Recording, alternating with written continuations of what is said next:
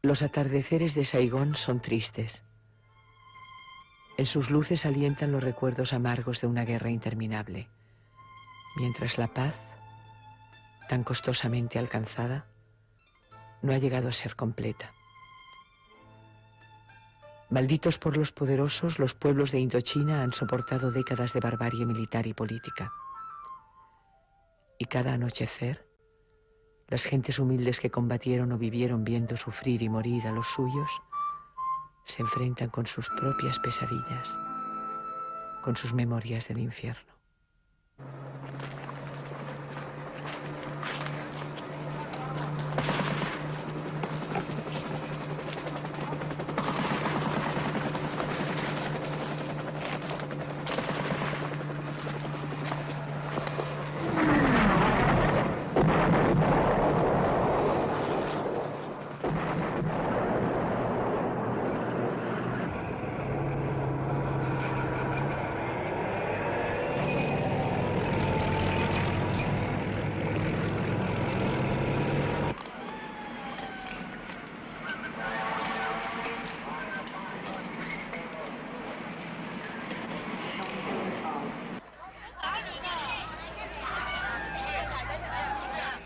Ningún pueblo ama la guerra.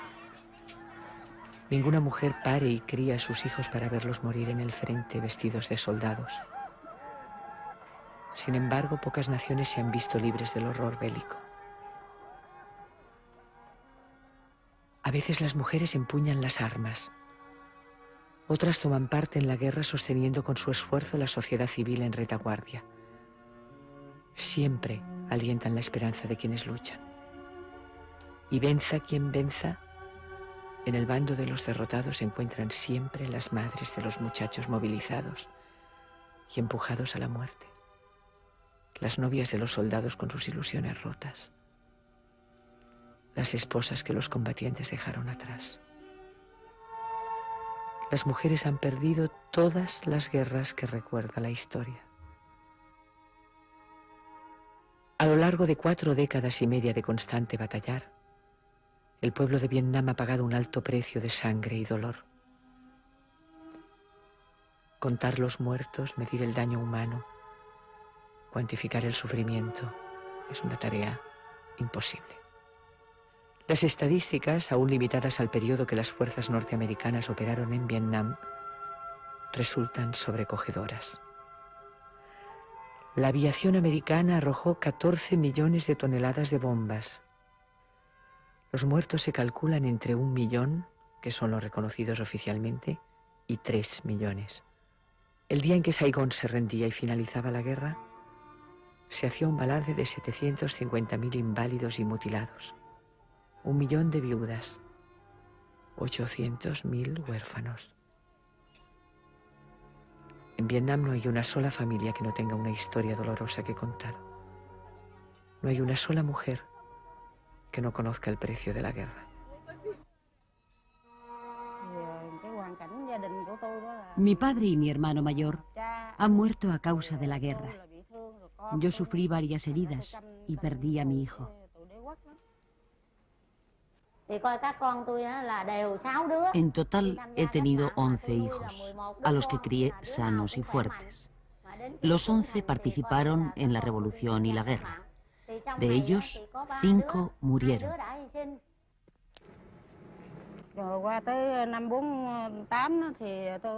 En el año 1948, los franceses me cogieron prisionera en el frente de combate. Yo había caído alcanzada por una granada con 3 heridas graves, una de ellas en la cabeza.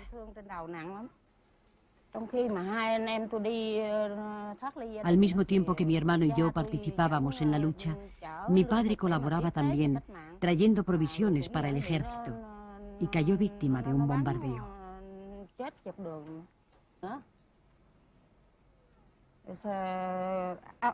En el año 1947, un hermano murió luchando, y a mí me hicieron prisionera.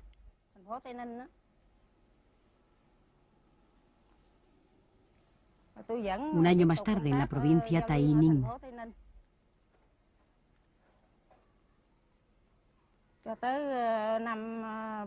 En aquel entonces yo estaba casada y tenía hijos. En 1972, mi hijo también murió luchando contra los americanos. Como soldado, cayó en la ofensiva denominada Guyenue de ese mismo año.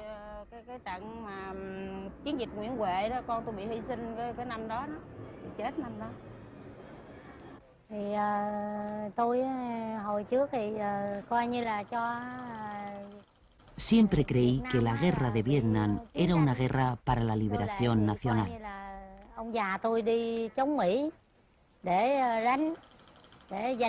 Mi padre murió luchando contra los americanos en defensa de la independencia y de la libertad. Después, envié también a mis hijos a luchar con la resistencia. Mi hijo mayor, llamado Nguyen Duy Han, tenía 13 años cuando se fue a pelear por la revolución en 1962. Moriría en la gran ofensiva de la primavera del 72, cuando había cumplido 23 años.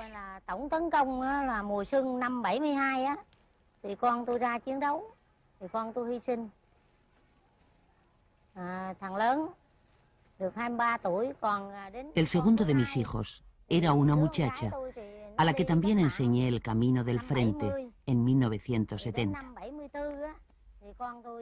4 años después me llegó la noticia de su muerte. Una mañana, a las 8, los aviones B-52 norteamericanos bombardearon justo encima de su campamento.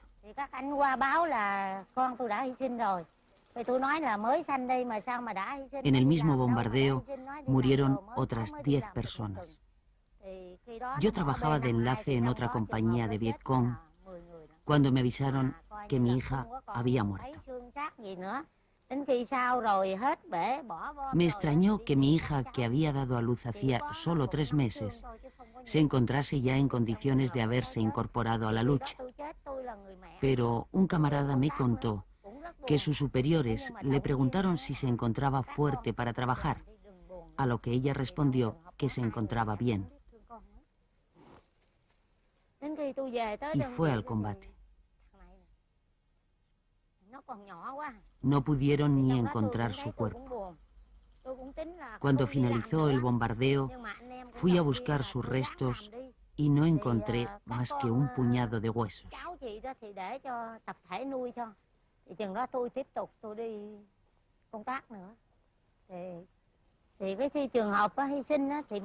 La muerte de mis hijos me causó un profundo dolor, como a cualquier madre. Sin embargo, mi orgullo y mi dolor me empujaron a enviar también a mis otros hijos a la lucha.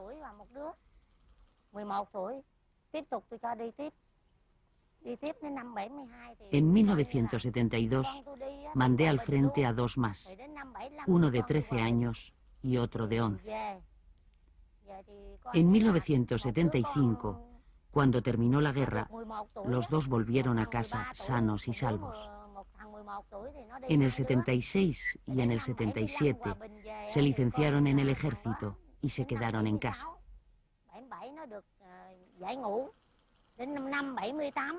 En 1978 se declaró la guerra civil en Kampuchea y mis 2 hijos se alistaron voluntarios para luchar contra Pol Pot en ayuda de nuestros aliados camboyanos. El mayor de los 2 murió en el frente en ese mismo año, cuando tenía solo 17 años, aunque en el registro militar hubiera declarado que tenía 22 cumplidos.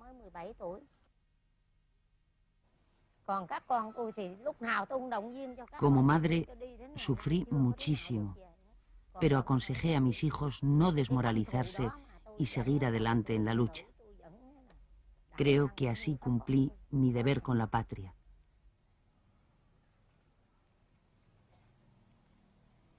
Y me siento orgullosa y tranquila.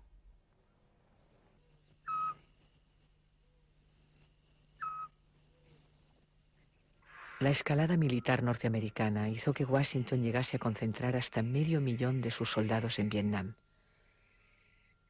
500.000 de hombres entrenados para matar, alejados de sus hogares y odiados por los vietnamitas. 500.000 de hombres necesitados de diversión y dispuestos a comprar el amor fingido, las caricias y la ternura ortopédica de cientos de miles de muchachas de un pueblo pobre y sometido.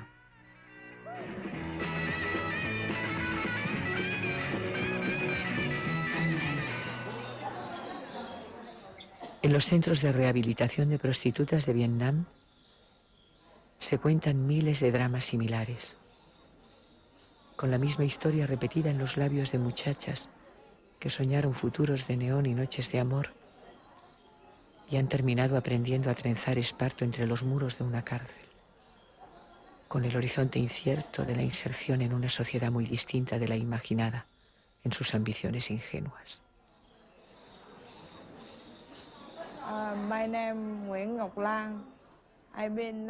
Nací en 1948 en Mitú.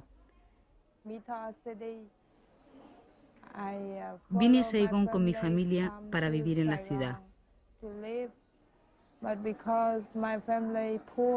Pero mi familia era pobre y éramos 12 hermanos.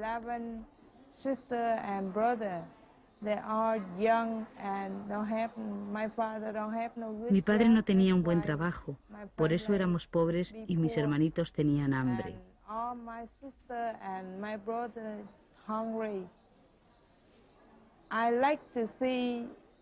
Yo deseaba que tuvieran bastante comida y que fueran al colegio. Por eso decidí hacerme cargo de ellos. Pero no encontré un trabajo y acabé tomando el mal camino solo por cuidar de mis hermanos.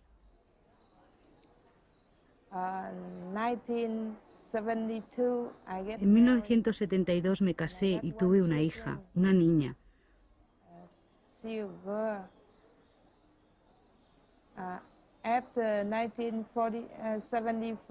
Después de 1975, cuando llegó la paz a Vietnam,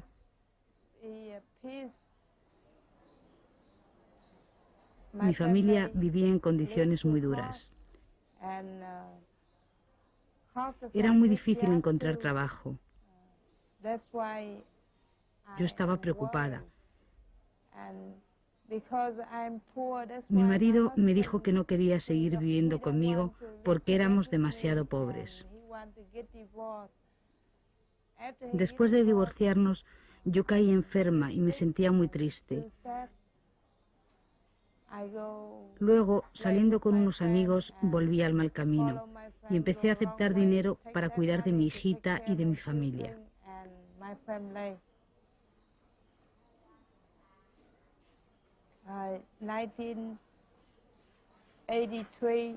En 1983, cuando estaba en la calle, me detuvo la policía. Me trajeron aquí hace 7 meses. Un día vino mi familia para decirme que mi hija había muerto, porque nadie había cuidado de ella.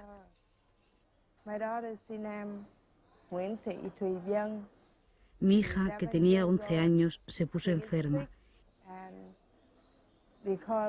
Y como mi familia era pobre, no le pudieron dar medicamentos.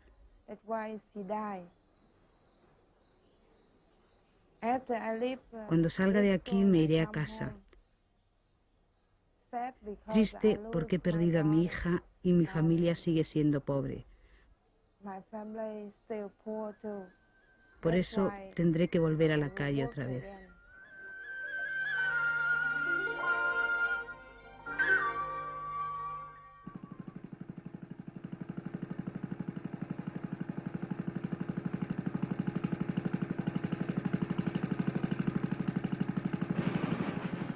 Hong Kong, como Singapur o Filipinas, constituye la meta de miles de vietnamitas derrotados en la guerra. El esplendor de esta colonia británica, modelo de capitalismo salvaje, resulta un atractivo espejismo para quienes decidieron escapar de Vietnam, al ver sus ambiciones ahogadas en el austero socialismo de los vencedores, cuando no al sentirse amenazados por la sombra de represalias. Si el precio de la victoria fue alto, también lo está siendo el de la derrota. Los testimonios de los refugiados que cruzaron el mar de la China a bordo de frágiles embarcaciones repiten las mismas angustias y padecimientos. Son gentes con la vida rota, que han dejado atrás familias, amigos y propiedades, para quienes el final de la guerra se tradujo en una tragedia personal, en la humillación o el exilio.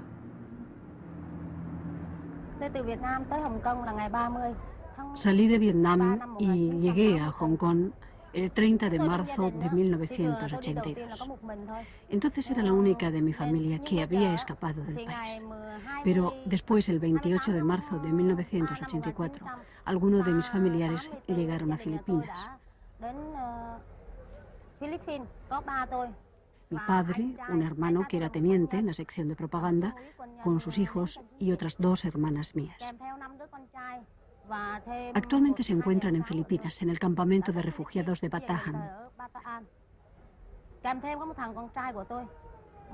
También en el mismo grupo está un hijo mío de 9 años que no pude traerme conmigo. Mi padre se lo llevó hasta Filipinas.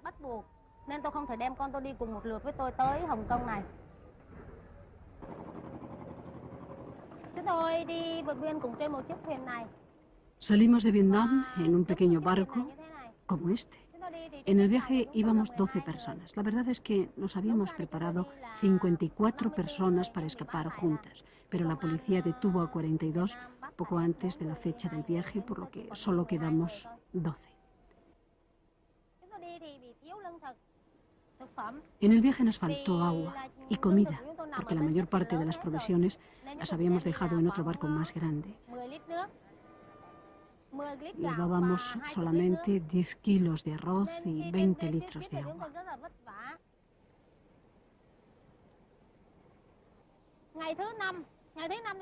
Al 5.º día sufrimos los efectos de una tormenta y nuestro barco era un barco de vela.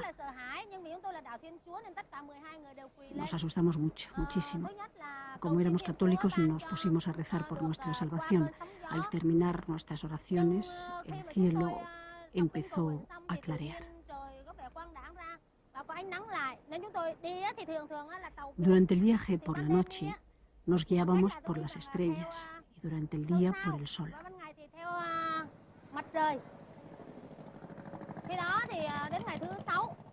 Al 6.º día, cuando empezaba a amanecer, el ruido de las olas se hizo muy fuerte. Entonces pensamos que habíamos llegado a alguna isla de Filipinas.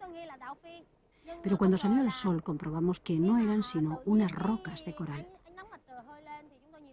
Gracias a Dios nuestro barco no encalló en las rocas donde vimos los restos de varios barcos que se habían hundido. Cuando nos llevaron a otro barco nos dijeron que había mucha gente muerta en aquel sitio y en realidad vimos muchos restos de barcos hundidos. Poco después nos encontramos una docena de barcos que nos recogieron y nos dijeron que estábamos en una zona muy peligrosa. Ellos nos trajeron hasta Hong Kong, a donde llegamos el 30 de marzo de 1982. Aquí nos quedamos en el campamento de asilo de Jubili durante 3 meses. Después del invierno nos pasaron a un régimen de libertad.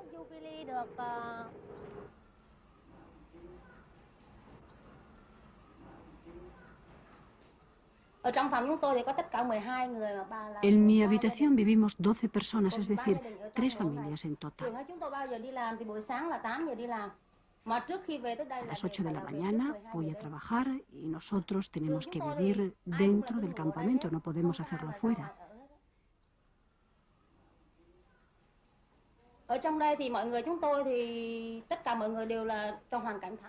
La situación de todos nosotros está llena de nostalgia porque las familias se encuentran separadas.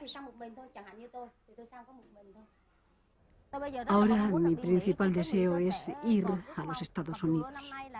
Cuando llegue a América, aunque ya soy mayor, me gustaría estudiar para después encontrar un trabajo y poder mantener a mi familia y también para ponerme a un nivel intelectual propio de un país adelantado. Okay.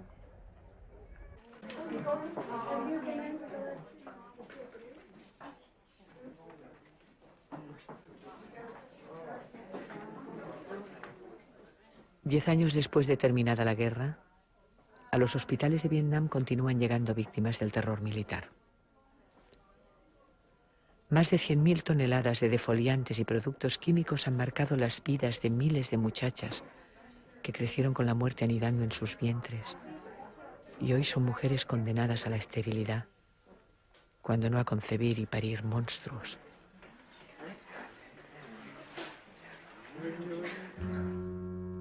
Las viejas campesinas de Vietnam pueden creer que estos niños deformes, casi irreales, sean cosa del demonio o de alguna extraña maldición.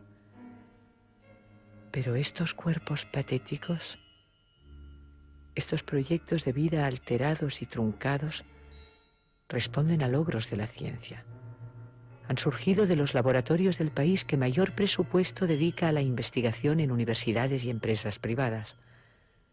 Son producto del esfuerzo conjunto de estudiosos y militares, de la alta tecnología química y las más sofisticadas máquinas de guerra, puestas al servicio de los intereses más poderosos, sin reparar en daños humanos.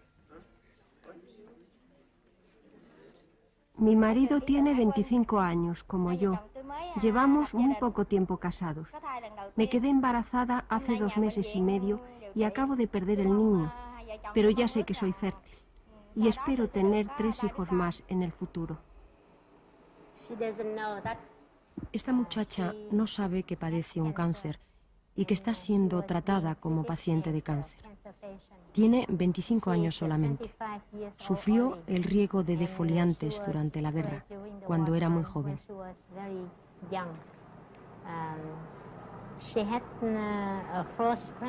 Tuvo un falso embarazo, una mola hidatiforme, y sufrió un aborto.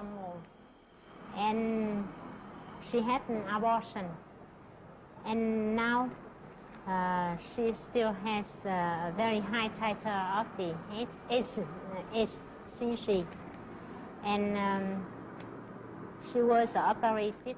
Fue operada hace 15 días. 15 days ago because of the cholangiocarcinoma, and now y ya se encuentra bastante repuesta, así que la mandaremos a su casa dentro de unos días.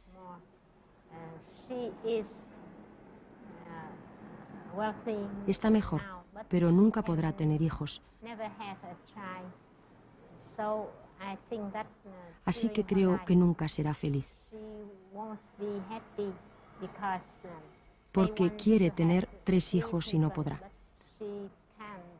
A causa de la operación, es una de las consecuencias de la guerra química que las fuerzas norteamericanas desarrollaron contra mi pueblo durante 10 años, de 1962 a 1971, en el sur de nuestro país.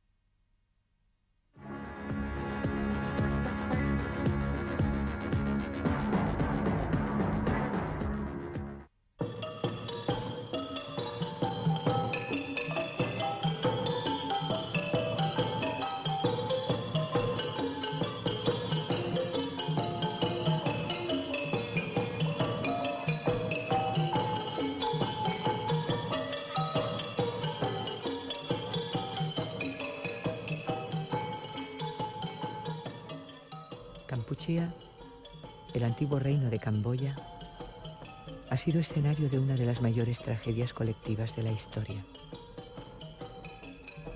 País pequeño y pacífico, gobernado bajo una monarquía de vocación neutralista, vio cómo la guerra de Vietnam se extendía al interior de sus fronteras. soportó un golpe de Estado que instaló una dictadura militar y una insurrección guerrillera que desencadenó la guerra civil. La aviación norteamericana bombardeó sus tierras durante 160 días y noches sin descanso. Y cuando la guerra terminó, con la entrada de los insurgentes en la capital el 17 de abril de 1975, comenzó una increíble pesadilla política. Un régimen maoísta radical intentó la utopía, instalando el terror como método de gobierno. Se abolía la propiedad privada, la religión, la moneda como medio de intercambio. Se evacuaban las ciudades, confinando a sus pobladores en comunas agrarias. Se cerraban las universidades, los hospitales, las fábricas. Se borraba todo vestigio de cultura occidental. Se prohibía la lectura y se perseguía a los intelectuales. Todo ello con la pretensión de que la nueva sociedad partiese de cero.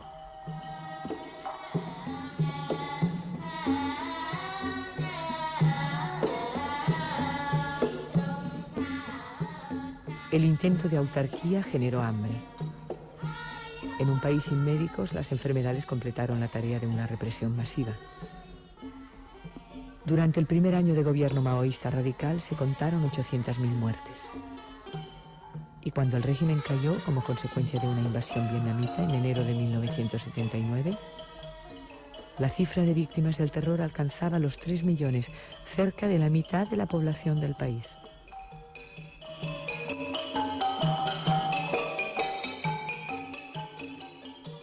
No hay un solo camboyano sin muertos o desaparecidos en su familia.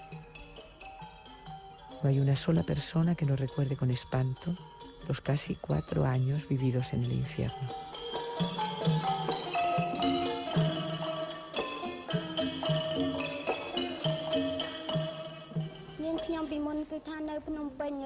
Me llamo San Satia.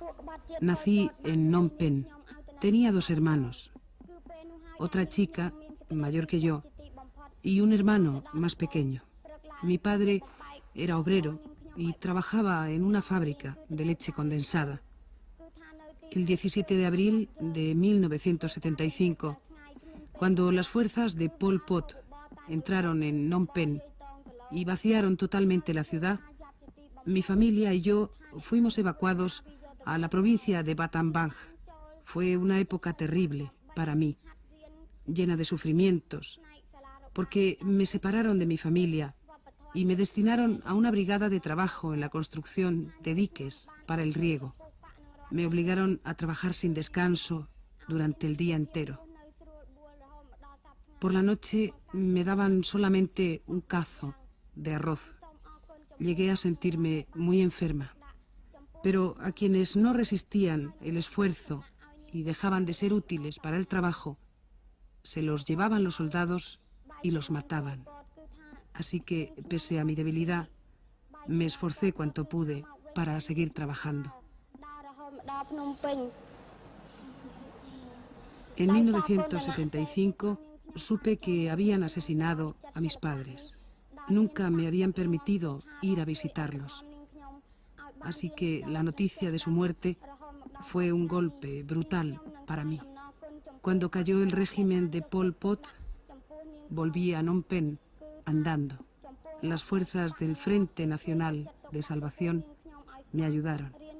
Y después el gobierno hizo posible que entrase en esta escuela de danza como alumna interna y también que asista cada día al colegio.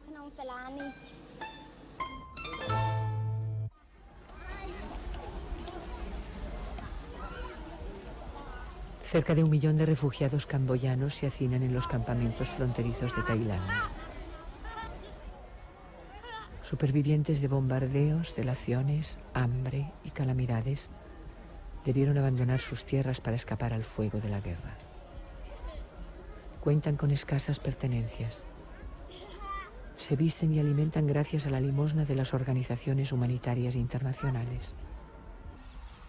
Y se obstinan en vivir, trayendo nuevos hijos al mundo. Bajo las lonas y los plásticos de las tiendas de campaña, estas gentes sueñan y merecen un destino mejor. Pero ya no se atreven a creer en nada, porque varias veces escucharon a quienes les prometían el paraíso, hablándoles de revoluciones, justicia y felicidad. Y una tras otra, todas aquellas esperanzas se desvanecieron, diluyéndose en arbitrariedades y violencia. Arrastrados por el torbellino de la historia, los refugiados reviven y narran las experiencias que han vivido sin acabar de comprenderlas.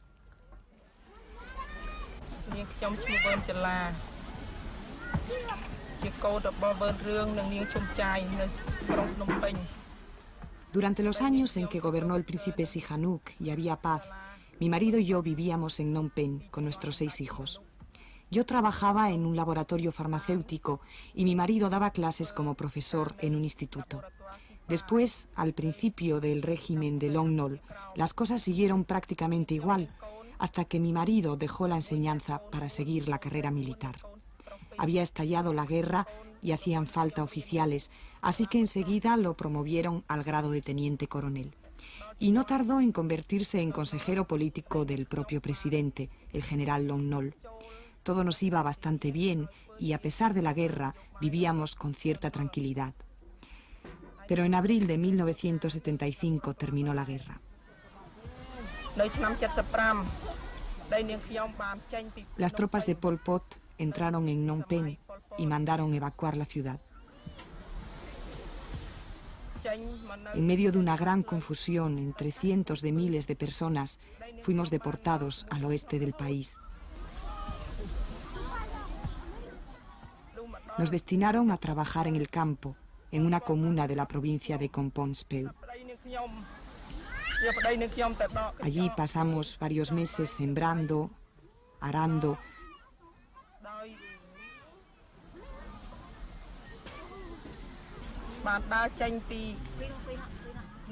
Vivimos como campesinos y tratamos de ocultar nuestra verdadera identidad y los puestos que había ocupado mi marido con el anterior régimen.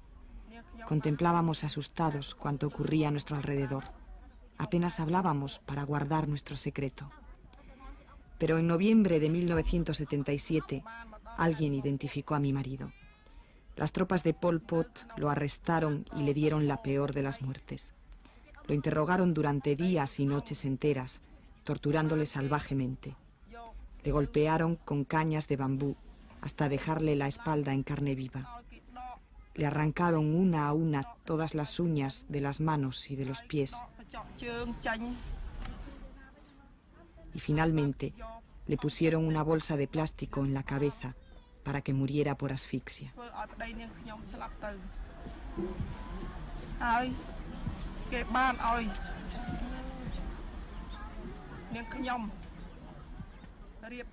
Después abandonaron su cuerpo, hecho un guiñapo ensangrentado en medio del bosque.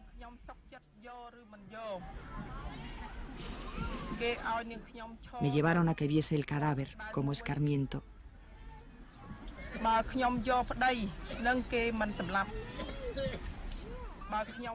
Y tuve que enterrarlo yo misma, cavando una fosa con mis propias manos y cubriéndola de tierra. Poco después, mi hija de 13 años moría de agotamiento, forzada a trabajar en la construcción de diques.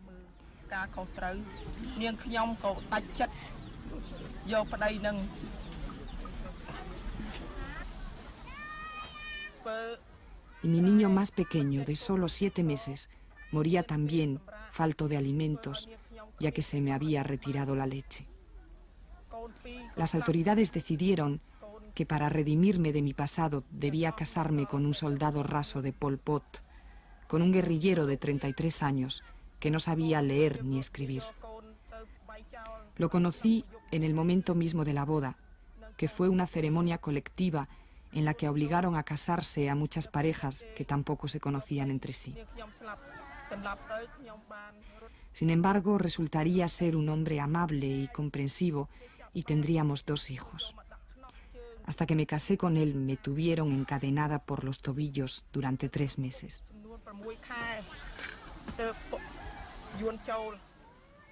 Pero a principios de 1979 se produjo la invasión vietnamita. Escapamos de los combates en una riada de refugiados hacia la frontera con Tailandia. Y en 1982, una bomba de las que cayeron en el campo de refugiados mató a mi marido. Yo quedé sola con los niños y volví a ser evacuada. Ahora vivo en este campamento sin demasiadas esperanzas.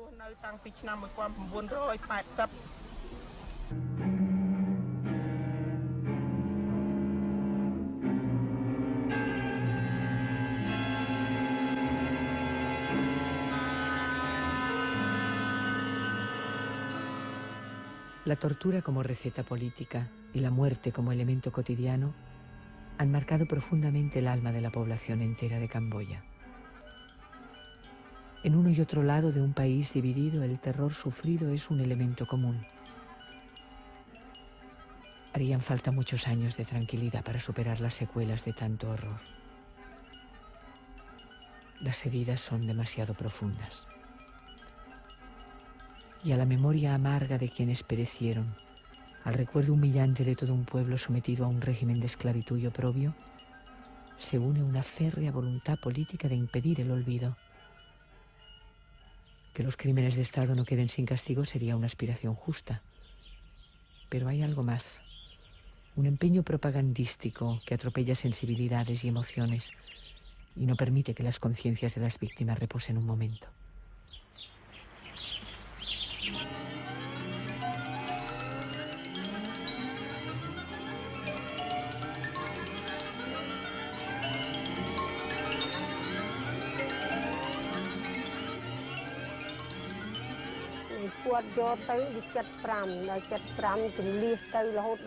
El mismo día que finalizó la guerra, cuando las tropas de Pol Pot entraron en Phnom Penh, los soldados nos obligaron a abandonar precipitadamente nuestras casas, sin nada más que lo opuesto.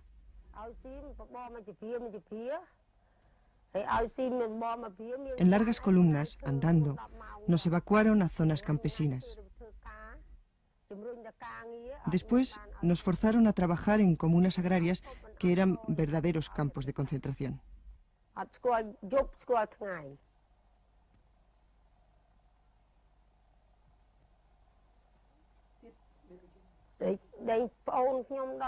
Nos levantaban a las 4 de la mañana y trabajábamos hasta las 6 de la tarde, a veces incluso hasta entrada la noche.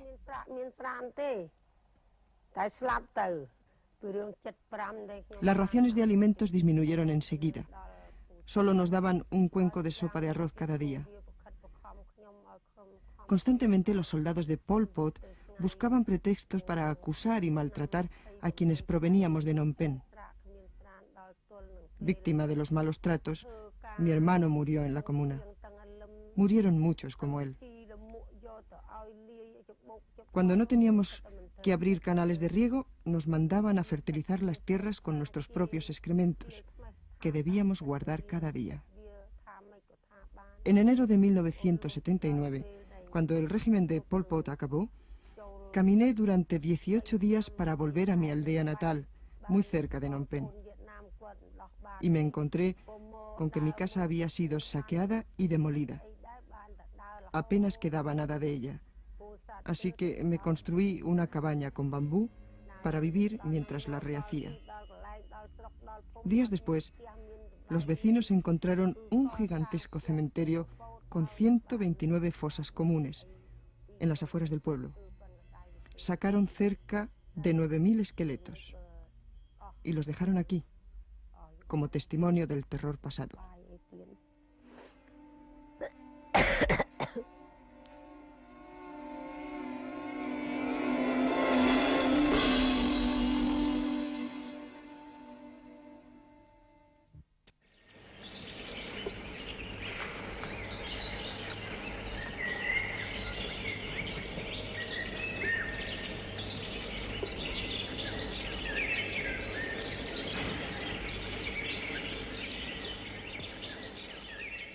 Como una maldición repetida sobre el destino de Vietnam, la guerra continúa.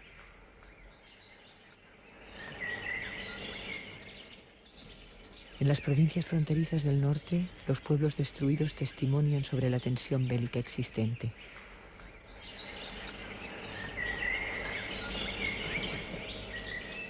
En 1979, China desencadenó una operación militar de castigo contra Vietnam como respuesta a la invasión de Kampuchea por tropas vietnamitas. Desde entonces la amenaza de guerra se mantiene y los campesinos viven entre las ruinas que años atrás fueron sus hogares y trabajan bajo los ojos vigilantes de la milicia, a la vez que en el punto de mira de las armas enemigas.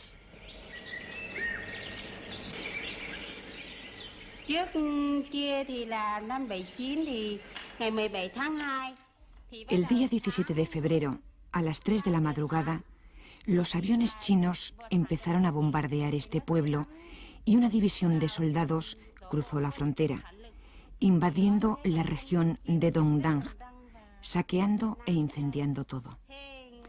Durante 4 años, los chinos han atacado constantemente esta provincia, haciendo que todos los pueblos fuesen evacuados. En 1982, el gobierno dio la orden de regresar a quienes habíamos sido evacuados y nos pidió que continuásemos la vida cotidiana igual que antes, así como que organizásemos unas fuerzas de autodefensa y que llamásemos al ejército si volvían las tropas chinas. Cuando empezó la ofensiva china contra Dongdang, bombardearon y destruyeron totalmente mi casa. Se lo llevaron todo. Y yo resulté herida. Actualmente la bala se encuentra todavía alojada en mi pecho. Y no he podido hacer que me la saquen porque tengo que alimentar a mis 2 hijos y no tengo dinero para ir a operarme. Y mi casa, como todo el pueblo, permanece aún en ruinas.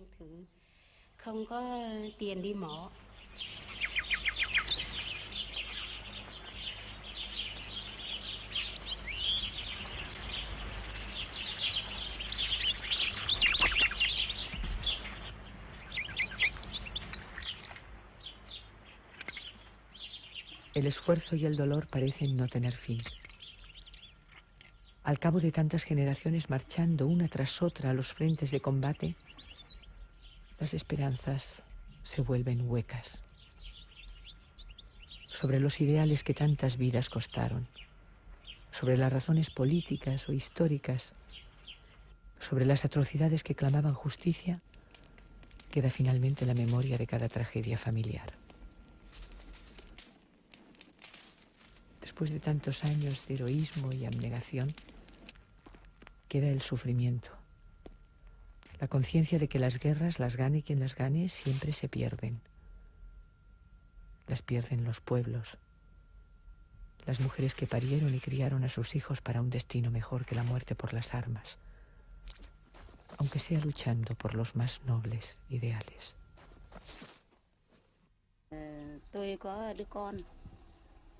Mi hija se llamaba Nguyen Tu Tuy. Se fue a Rusia por un periodo de 7 años para estudiar medicina. Cuando terminó los estudios, regresó a Lan Son para servir al pueblo durante 4 años.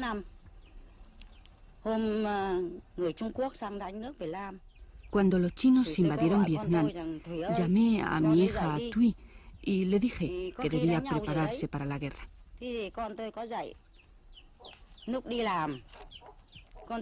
Al día siguiente, mi hija salió muy temprano y al volver me contó que había estado en el frente y que había llevado hasta el campamento a un muchacho herido en la cabeza.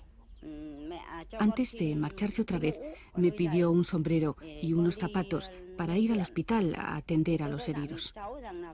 Yo le advertí que si iba al frente tuviera mucho cuidado y me contestó que posiblemente no iría, pero yo sabía que ella prefería ir al frente otra vez para salvar vidas humanas. A las 11 vi que mi hija no había regresado todavía. Envié a mi otra hija pequeña al hospital a comprobar si su hermana había vuelto. Allí le dijeron que se fuera a casa, que su hermana no regresaría hasta más tarde. Ante esta respuesta, yo no me preocupé porque pensaba que mi hija se encontraba de servicio. A las 4 de la tarde, un compañero de mi hija llegó con la bicicleta de Tu Tuy. Me comunicó que mi hija estaba herida y que no podía regresar a casa. Pero yo había oído ya rumores de que mi hija había muerto. Y de todos nosotros se apoderó un dolor muy profundo. Toda mi familia sufre un dolor muy grande por la pérdida de nuestra inocente hija, que no pensaba en otra cosa que en servir a la patria. Por eso odiamos con toda nuestra alma a los salvajes chinos.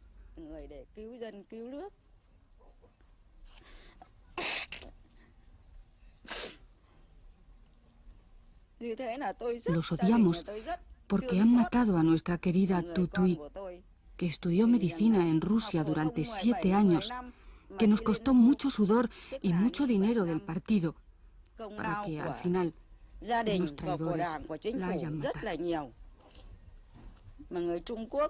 Hemos sufrido tanto con su muerte.